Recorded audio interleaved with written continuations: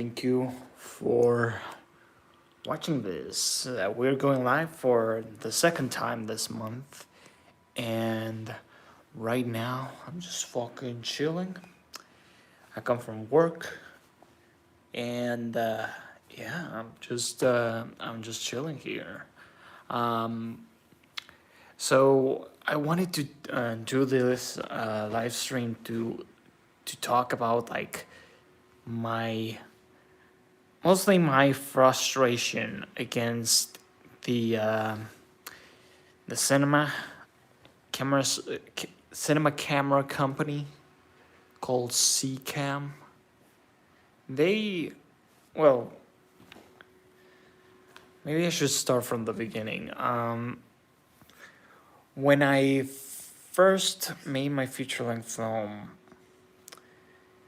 I thought I needed a camera capable of shooting Super 16, and the C-Cam ticks that check mark really well. It's really I have a cinema. I have a 16 millimeter camera, and I can tell that the 16 millimeter mode is like super accurate. Like I tried this lens that I have, the zoom lens, Nginx.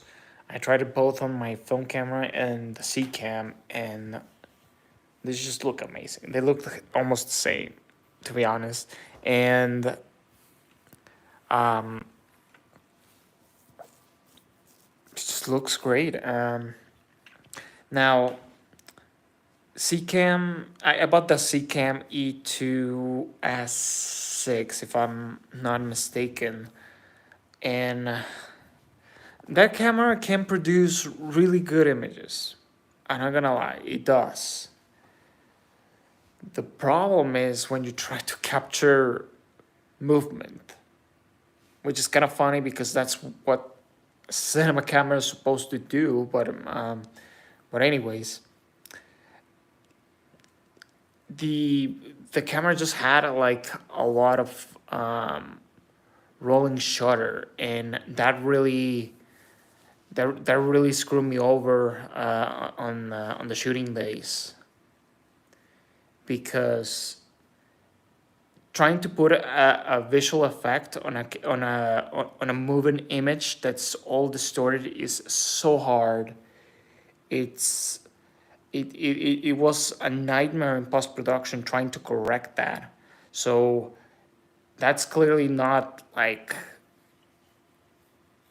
it's not viable. It's not viable to put effort in something that you know it's all fucked up and it's gonna take a long time to correct. Sometimes it was just better keeping the image still at that point.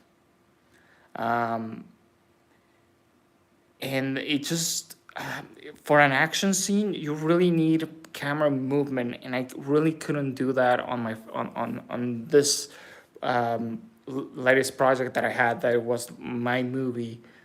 And I already went past that. I recently bought these C-Cam lenses, and um, I decided to stay with my C-Cam for a little bit longer, just so I can try these lenses out. The image is gonna look fantastic. I know it will. I know that the stuff that I'm trying to record in like soon enough, um, I know it's gonna be. I know it's gonna do fine. So I bought a PL mount for the C-Cam. So what happened? I talked to the CEO of C-Cam. So I talked to him, and because I was looking for information for like the the flange distance between the sensor and the PL mount, and like the beginning end. So I'll know. So if in case I need to correct that, like with shims or whatever, to adjust it so the focus is like perfect. Um, he told me, oh, just look it up. Like he he like completely ignored me. Like just told me to look something up on something that he actually owns. It's just, I don't know, it's just so sketchy. Like I talked to him before, and he he's not all that helpful, and he also doesn't really care about like his cameras. At least that's what I noticed. um I know he tried to like give me solutions, but it was shit that it wasn't not real helpful. And I eventually found like, because one time I shot like my movie, and some of the files were corrupted. Like I couldn't download from my memory and from my SSD, and it's just, oh, hey guys, what's up? I didn't see. I was saying hi earlier too. What I was on? Oh yeah, the yeah, like the camera did that like a couple times when I was shooting my movie, and it was it was not helpful. I had to buy like like crash recovery software to recover that. Like I had to spend extra money so I was able to extract the footage from that camera. And I just, I really want to jump to another camera system. I've been thinking a lot on the Red Komodo X, and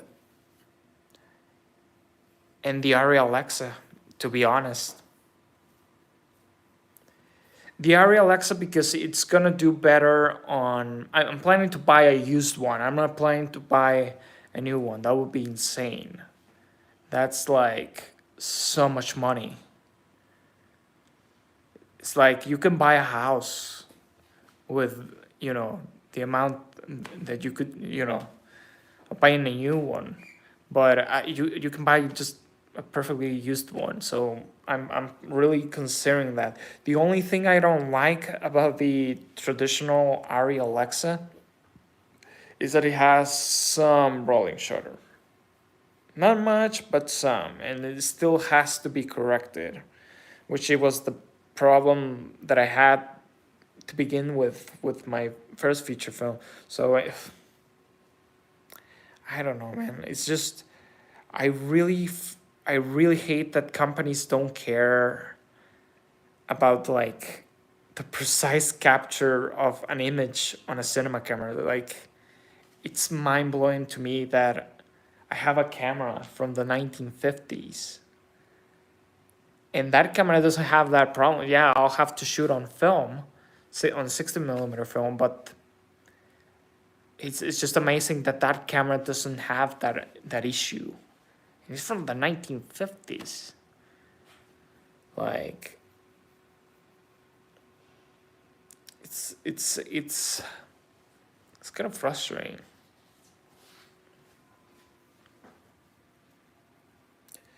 Hello. Um, but yeah, I really hate that. Cam is a good camera once again, but it's so bad. I'm really considering just a Red Komodo X or an Arri Alexa. I would shoot on 35 millimeter film, but it's I don't have. The only reason I will not shoot on that is because I don't have the camera. If I had the camera, I would just shoot on it. But I have to worry about the actual film, and People think that film is expensive when you shoot like on it on a film. Is actually not. What makes it expensive is not the actual shooting and doing the developing. What is expensive is transferring that footage onto digital. That's the expensive part. Even though you retain every detail on the film, like um, it's just I wish I could like launch a product and be like 35 16 millimeter film scanner, because I think that's what's missing on the market. So yeah, it's just the market needs something like that because it's absolutely expensive to get a film scanner.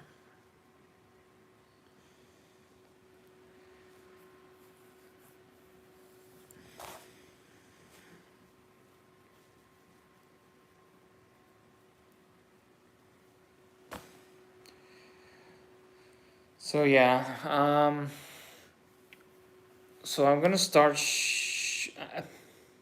I'm still writing the script for my next film, so it's gonna take a while before I actually shoot anything like from that project.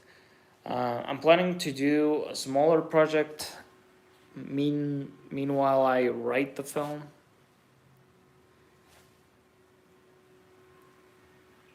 But but yeah.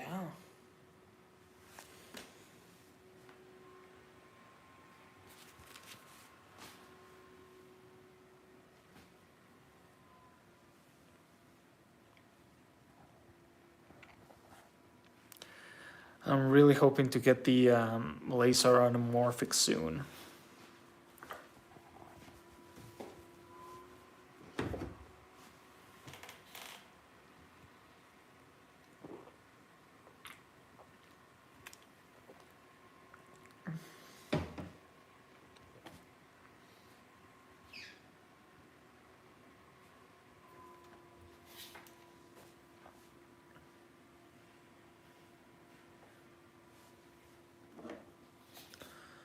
Um, so yeah, film is expensive, but it just looks amazing. This is the PL mount that I was talking about. It's like I heard that the PL like flange distance it should be like 52 millimeter.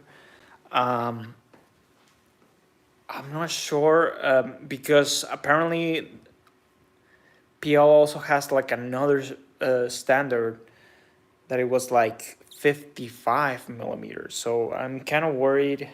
I'm hoping like with this will be compatible with the Placer anamorphics, but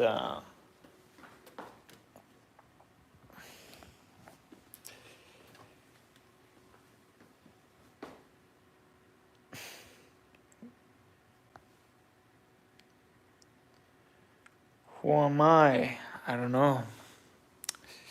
Who are you? I'm Rocco. I'm a filmmaker.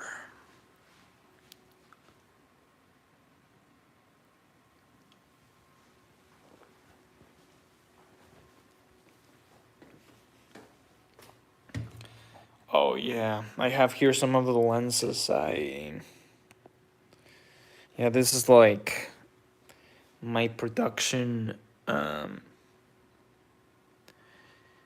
Well, it's not really a production. It's more like a VHS conversion like setup, mixed with some files and VR headset and some magazines for a 16 millimeter film. It's kind of like a mixture. Maybe I should put like, maybe I should separate them like one for VR, one.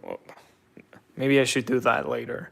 But here are the lenses I used for the film. It's like a magazine. I think I had the camera over here. Let's see. Oh yeah. So here's the camera. This is the C-cam that I was talking about.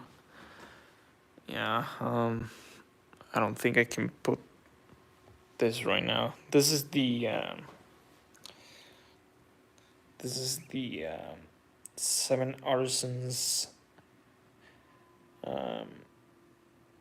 25 millimeter. It actually functions as a 40 millimeter on this. I think this lens is supposed to be full frame, but on Super 35, that's what this camera is. It will project it for yeah, around like a 48, 47 millimeter. That's this is like the lens I will use the most, just because it was the better looking. These lenses are cool because it gives me like a Cooke planar vibe, because many of those lenses were kind of similar to this setup, like this setup optically, but I don't know.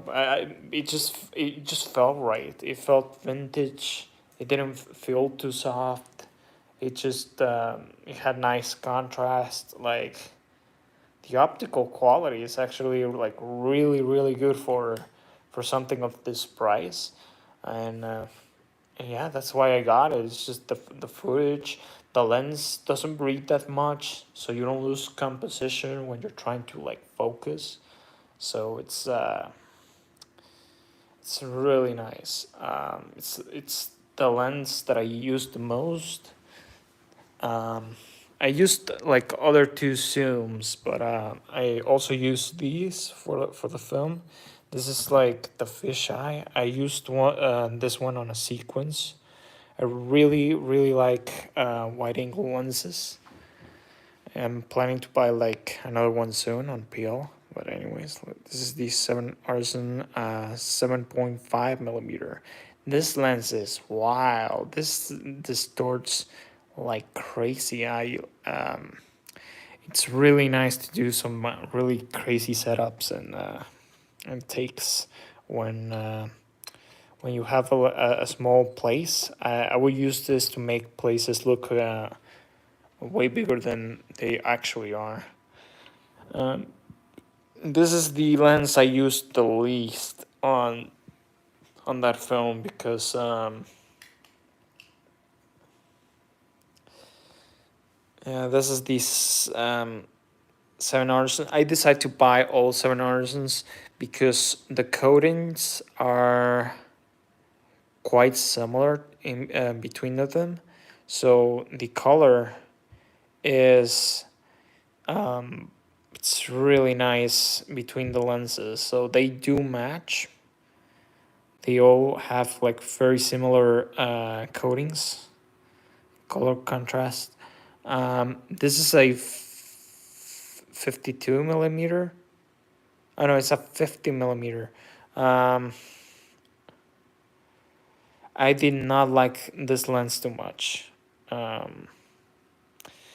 This lens, it has like problems focusing. Like sometimes I think this lens can actually go beyond infinity, and it creates there. This lens is pretty soft. It doesn't breathe that much, but optically, it's kind of ugly looking. I really don't like this. It gives like a weird blue.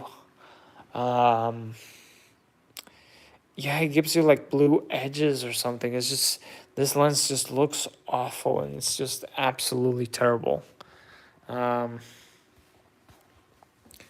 But yeah, I mostly use this one. Maybe I should show this. This is the camera I was originally gonna use to shoot the film. The problem was that I couldn't afford the digitalization of the film, so I had to shoot it on digital. But this is like the camera. Right now it's all back. This is the look at that clockwork. It's absolutely insane. Oh, getting caught. But yeah, let me see if I can find the lenses I was talking about. Oh, there he is. So yeah, this is the most common one for. I mean, I used it for times I needed zoom shots, camera movements.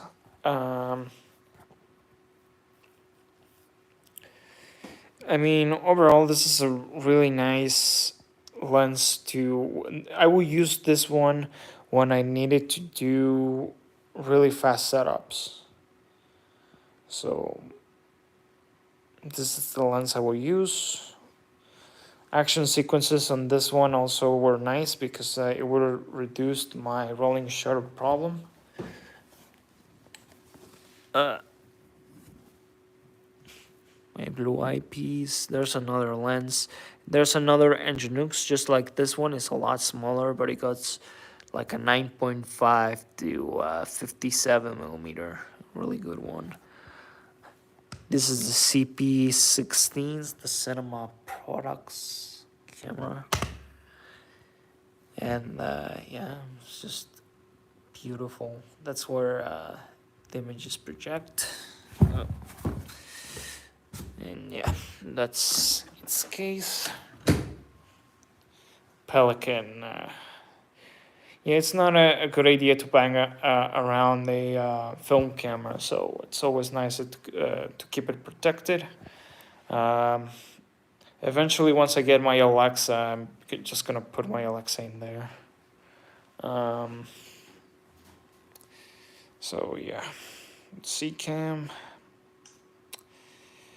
It's the cool thing about the C-Cam is that it has really like the sensor size is really close to the 35 millimeter film, to a 3 perf.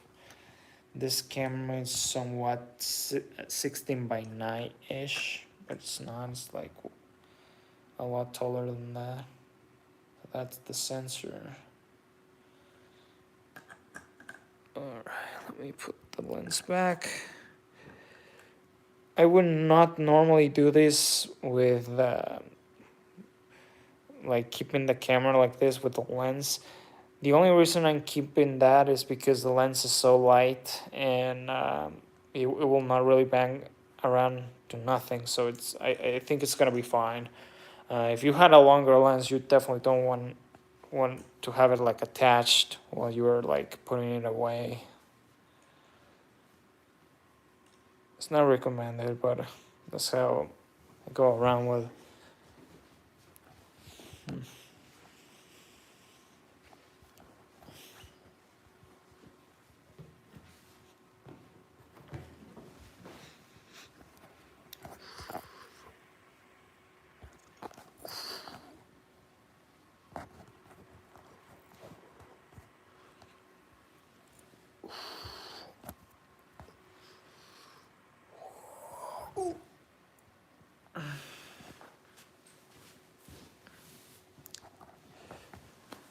So yeah, I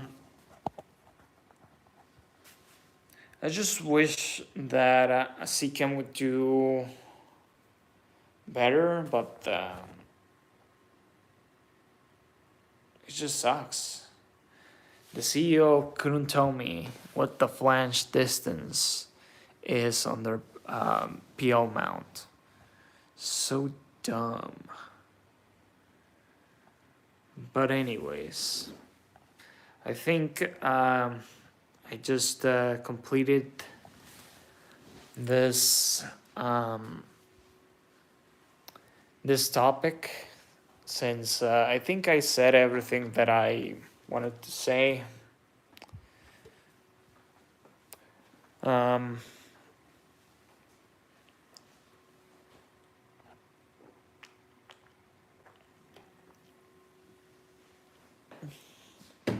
I'm still working to hopefully shoot the next film, because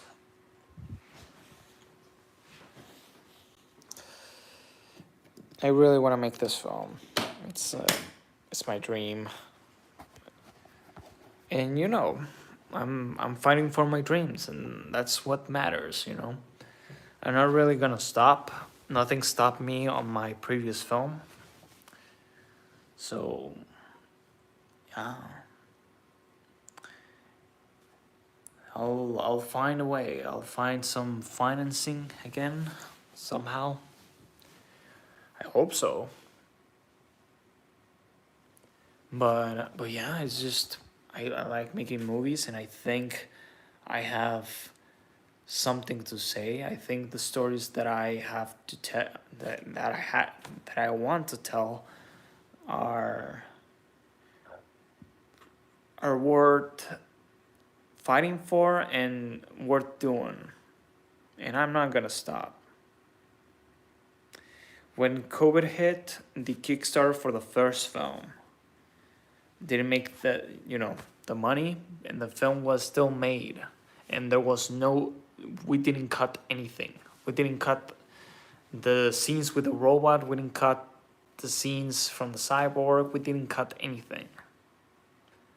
It would have been different if I had some budget, yes, but the story still was the same. Nothing was altered.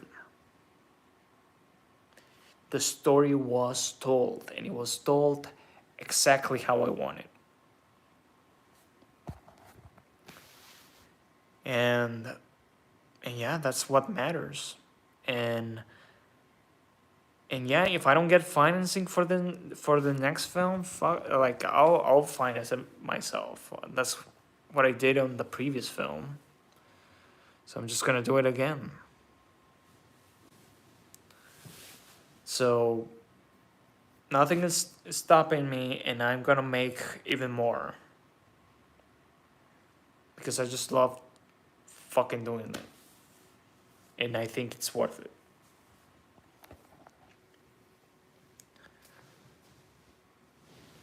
It's just I have a vision, and I want to say it. I want to show it. I don't want you to believe me. I want you to see it. But that's what's gonna happen. But yeah, I think this is all. I might do another video. I kind of wanted to talk about black magic, because black magic cameras, I think the CEOs said something foolish about, like, oh, our cameras are gonna be like production worthy, and Hollywood's gonna use, you know, our cameras and so on. I don't think that's gonna happen. I think it's gonna stay where it's at on the market. The reason is because it's just the rolling shutter for once. The rolling shutter on their newest cameras are just like, they're super high. It's just, they're not for production. I want to see what the rolling shutter is gonna be on the 17K. I think it's gonna be like 17 milliseconds or something like that.